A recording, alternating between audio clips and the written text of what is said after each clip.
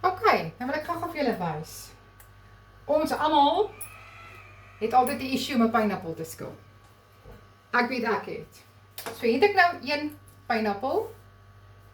So vir my het ek nou 'n vinnige maklike manier gekry. Ek sny eers die stekelgedeeltjie af. Hierdie gedeelte sny ek af. En wat ek dan doen is, ek begin eenvoudig net, dan sny ek dit in ringe. Die dikte wat ek dit graag wil hê.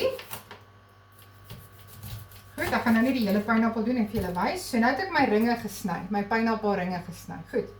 So wat ek nou doen is ek sny hom net in die helfte deur, die ringetjie. Dan vat ek my mes en dan sny ek eenvoudig net hierdie gedeelte af van die skil.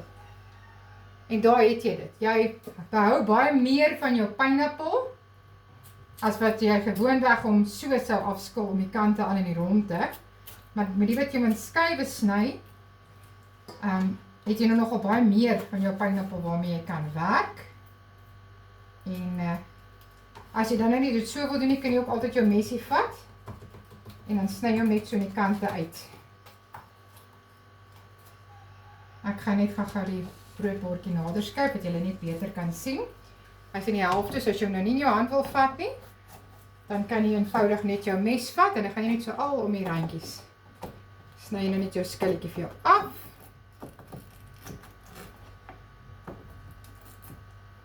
En ja, daar is jou pineappels.